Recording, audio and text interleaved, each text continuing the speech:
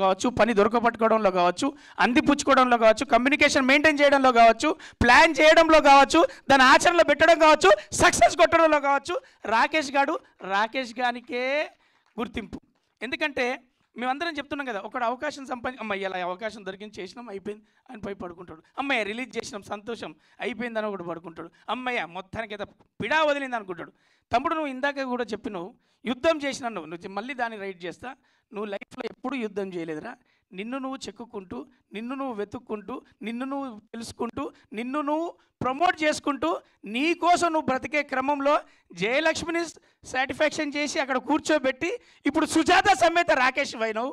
అది మాత్రం ఎందుకంటే జయలక్ష్మి గారు ఒక్క స్టెప్ వెనకాల ఉండి గద్దె మీద కూర్చున్నది. అలా ముందు తోలు బొమ్మలాటలో మీ ఇద్దరు ఆడుతున్నారు, ఒకరు ప్రొడ్యూసర్గా ఒకరు హీరోగా.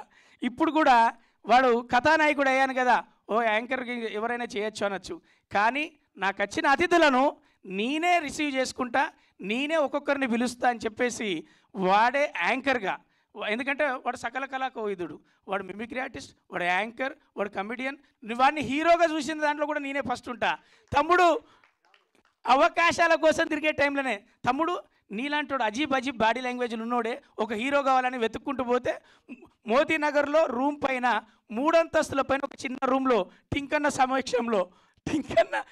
సంరక్షణలో ఉన్నావు. అప్పుడు వెళ్ళి తమ్ముడు నీలాంటి హీరో అవుతాడు తమ్ముడు. నేను హీరో అయిందన్న, ఒరే నీ దండం పెడతారా, నువ్వు హీరో అయిన రోజు నన్ను గుర్తుపెట్టుకుంటూ, అది హీరో ఏ కథైనా కావచ్చు, నీలాంటి బాడీ లాంగ్వేజ్ కూడా కథ ఉంటుంది అనేది నీకు తెలుస్తుంది. నీలాంటి ఎందుకంటే ఒక అమాయకపు చక్రవర్తి ఒక ఊరు కోసం సిటీ దాకా సీఎంను కలవేదాకా మనం చేసే ఈ కథలో వాడు ఖచ్చితంగా అలాగే ఉండాలి. అంతకు భిన్నంగా ఉన్న ఎందుకంటే ఈ సినిమా గురించి ఫస్ట్ నాకు కన్నన్న చెప్పిండు, మన పీసీ కన్నన్న.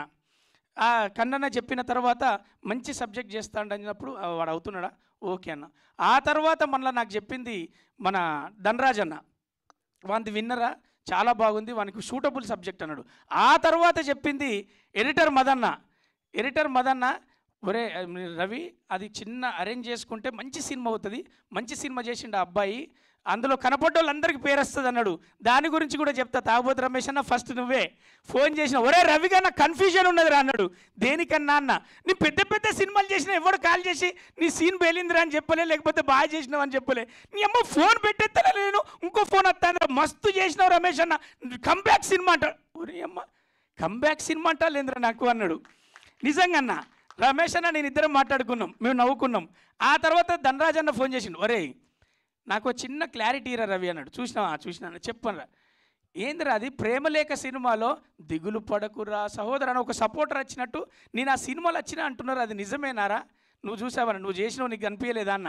అంటే చేశాను పెద్దోడుగా, కానీ అంత పాత్రని నాకు తెలియదని ధనరాజ్ అన్న ఫోన్ చేసిండు.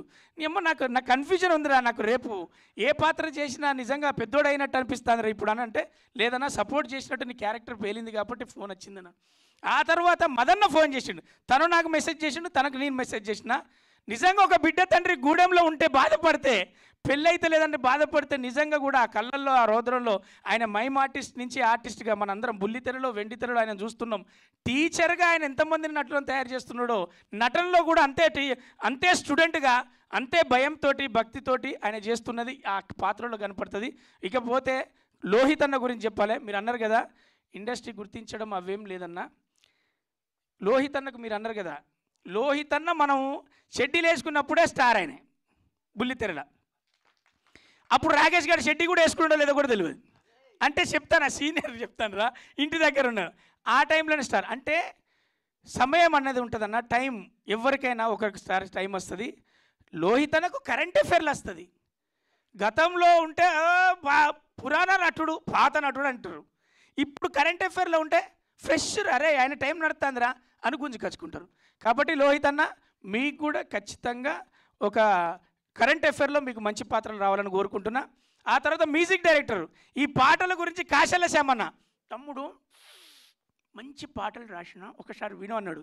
మొత్తం పాట పాడినాక ఇది ఎవరి కోసం అంటే తమ్ముని కోసం అన్నాడు.